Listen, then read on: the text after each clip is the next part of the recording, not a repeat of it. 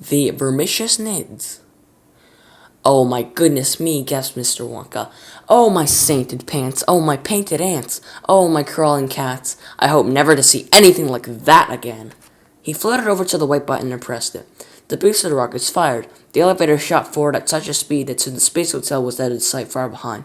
But who were those awful creatures? Charlie asked. You mean you didn't know? Well, it's a good thing you didn't. If you had even the faintest idea of what the horrors you were up against, the marrow would have run out of your bones. You'd have been fossilized with fear and glued to the ground. Then they'd have got you. You'd have been cooked a cucumber. You'd have been rasped into 1,000 tiny bits, grated like cheese and floated alive. They'd have made necklaces from your teeth. Because of those creatures, my dear ignorant boy, are the most brutal, vindictive, venomous, murderous beast in the entire universe. Vermicious canids. That's what they are. He sounded the K, canids, like that. I thought they were grobes. Those oozy-woozy grobes that you were telling the president about. Oh, no. I just made those up to scare the White House. But there's nothing made up about Vermicious canids, believe me. They live, as everybody knows, on the planet Verms, which is 18,427 million miles away. And they are very, very clever brutes indeed. The Vermicious canid can turn itself into any shape it wants. It has no bones at all. Its body is really one huge muscle. Normally it's egg-shaped, but it can just as easily give itself 2 legs like a human or 4 legs like a horse. From 50 yards away, a fully grown Vermicious canid could stretch out its neck and bite your head off without even getting up. Bite your head off with what? I didn't see any mouth, said Grandma Georgina. They have other things to bite with, Mr. Wonka said darkly.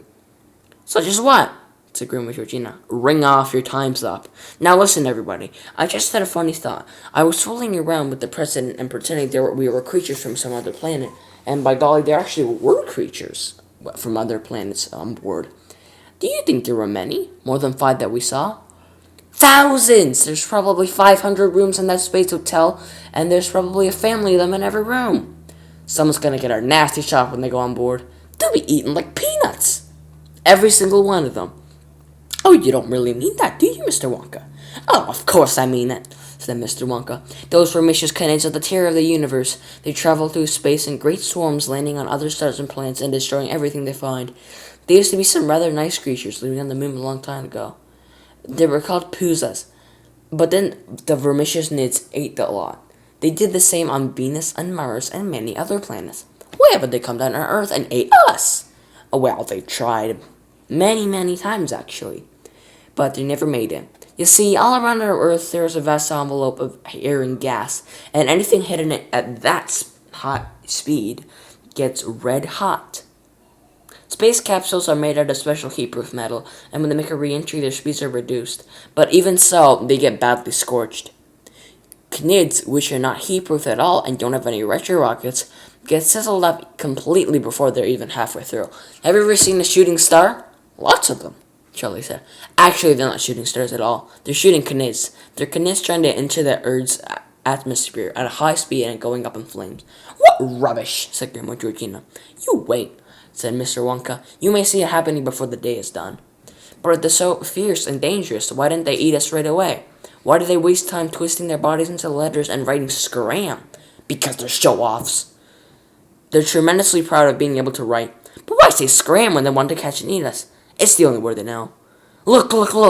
Over there! Before he even looked, Charlie knew exactly what he was going to see. They could tell by the high hysterical note in the old lady's voice.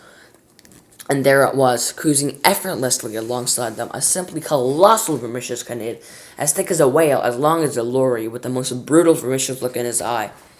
It was not 1,000 yards away, egg-shaped, slimy green bound, with one malevolent eye, the only one visible anyway, fixed intently upon the people inside the elevator.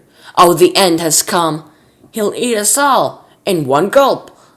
Said Mr. Bucket. We're done for, Charlie, said Grandpa Joe. Charlie nodded. But this time Mr. Wonka didn't panic. He remained perfectly calm. We'll soon get rid of that, he said, and he pressed 6 buttons. All at once, 6 booster rockets went off simultaneously under the elevator.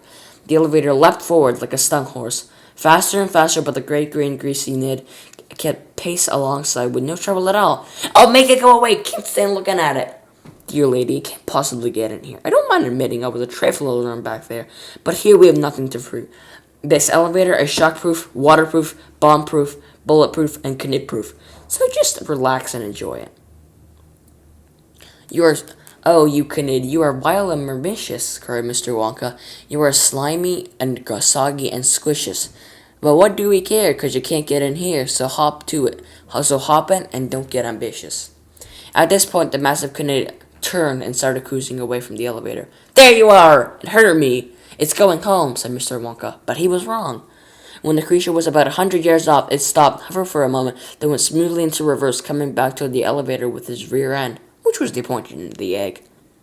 Crash! It struck the elevator with most enormous bang, and the whole thing shivered and shook, but the glass held, and Knid bounced off like a rubber ball. "What did I tell you? We're as safe as sausages in here.